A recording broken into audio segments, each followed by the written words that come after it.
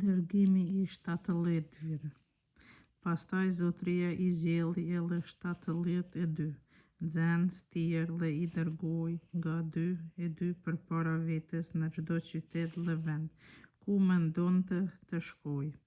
U thoshte: "Të korrat janë të mëdha e punëtorë janë pak. Lutuni te Zoti e te korrave të çojë punëtorë në te korrat e veta. Shkoni ja, po ju dërgoj por si qengja midis ujqish. Mos merrni me vete as qese, as trajc, as sandale e mos përshëndetni ullës as kënd. Në ndo shtëpi të hyni me parë thoni paqja me këtë shtëpi, po që se është aty ndo kush mik I paqes, mbita do të zbres paqja juaj, po që se s'është asnjë do të kthehet te ju. Rrini në atë shtëpi, hani e pini çka tu keni qelluar, sepse punëtori ka tagër në rrugën e vet. Mos kaloni prej një shtëpie në tjetrën. Në çdo qytet që hyni e t'ju pranojnë, hani çka t'ju vjen përpara. Shëroni të sëmurit që janë në të e thoni popullit u afrua mbretëria e hyjit. Por edhe në cilindo qytet që të hyni e nuk ju pranojnë, dilni në rrugët e tija e thoni ju. Deri edhe pluhurin e qytetit tuaj që u kap për sandalet tona, po e shkundin e po janë ju a lem, por veç të dini u afrua mbretëria e hyjit. Unë po ju them, Sodomasit do të kenë me lehtë dhe ditë se ai qytet. Vaj për qytetarët e papënduar. Vaj për ty o Korazin, vaj për ty Betasidin, përse të kishin dollur në Tir e në Sidon mrekullitë që ndodhen në ju, ka herë të veshur në grathore e të mbuluar me hi do të kishin bërë pendes. Prandaj Tiri e Sodoni ditën e gjyqit do të kenë me lehtë se ju. E ti o Kafarnaum, a thua ndoshta do të lartësohesh deri në qiell, do të plandosësh deri në fund të ferrit. Kush dëgjon ju, dëgjon mua, kush përbuz ju, përbuz mua, kush përbuz mua, përbuz atë që më ka dërguar.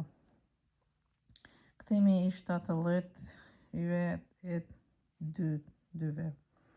Të 72 nxënësit u kthyen me gëzim e thanë: Zotëri, deri edhe djajt na nënshtrohen në emrin tënd. Jezusi u tha: Shikoja, ka binte Satani, por si rrufeja prej qiellit, që ju thash pushtet në të shkelni përmbi gjarpëritë e përmbi akript, dhe mbi çdo fuqi armike dhe asgjë s'do të mund t'ju bëj keq, por mos u gëzoni pse ju nënshtrohen shpirtat, por gëzohuni pse emrat tuaj janë të shkruar në qiell.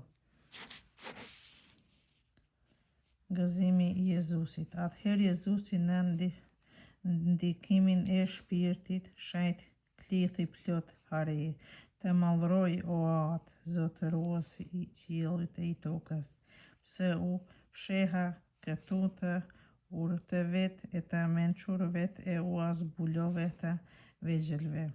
Po, o atë, pse ty të pëlqeu kështu? Gjithçka më dorëzoi im atë, askush nuk e di kush është biri përveç atit, dhe kush është ati përveç birit, dhe atij kujt biri do t'ia zbulojë. Pastaj u kthye ka nxënësit dhe u tha atyre veçanarisht: "Lumë syt që shohin çka po shihim ju. Juve po ju them, shumë profet e mbretër dëshiruan të shohin çka po shihni ju, por nuk pan të dëgjojnë çka po dëgjoni ju, por nuk patën fat të dëgjojnë." Kur që u ngrit një dietar ligji me qëllim që të provoj e të pyeti: "Mësues, çka duhet të bëj për të fituar jetën e pasosur?" "Çka shkruan në ligj?" iu përgjigj Jezusi. "Si lexon atje?" Dietari u përgjigj: "Duaje Zotin hyjin tënd me gjithë zemër tënde, me gjithë shpirtin tënd, me gjithë fuqinë tënde dhe me gjithë mendjen tënde, edhe në të afërmin tënd porsi vetveten." Jezusi i tha: "Mirë," u përgjigje, "vepro kështu dhe do të jetosh." Por ai, duke dëshiruar të përligjej, e pyeti Jezusin: "Kush është ai i afërmi im?" Jezusi vazhdoi tha: "Një njeri po zbriste prej Jeruzalemit në Jeriho e ra ndër cuba. Këta e plaçkitën, e rrahën dhe ikën e lanë veç gjallë. Rastisht po asaj rruge po zbriste një prift, e pa i u shmang e vazhdoi rrugën. Po ashtu edhe një levit, kur arriti aty e pa i u shmang dhe e vazhdoi udhën. Kurse një Samaritan, duke u udhëtuar, kur erdhi tek ai dhe e pa, pati dhimbje për ta, iu afrua, ia lidhi plak duke ia pas larë me verë e me vaj, mandej e vuri mbi shtatzën e vet, e çoi në bujtinë dhe u kujdesua për ta. Të nesërmen nxori 2 denarë, i alla bujtinarit dhe i tha: "Mu kujdes për të dhe çka të shpenzosh më shumë do të jap kur të kthehem."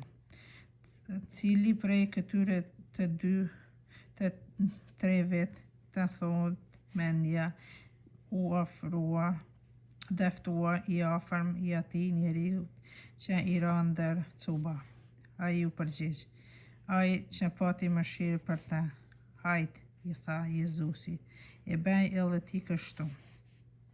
Jezusi në vizitë Marta e Maria.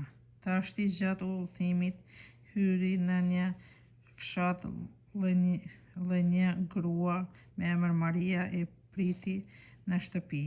Ajo kishte një motër që quhej Mari.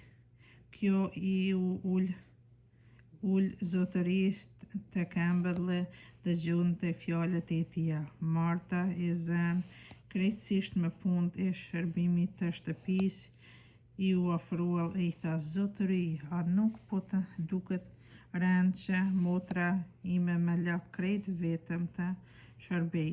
Thuaj pra të më ndihmoj." "Martë, i u përgjigj Zotëria, ti po brengosësh dhe po shqetësohesh për shumë gjëra, e nevojshme është vetëm një.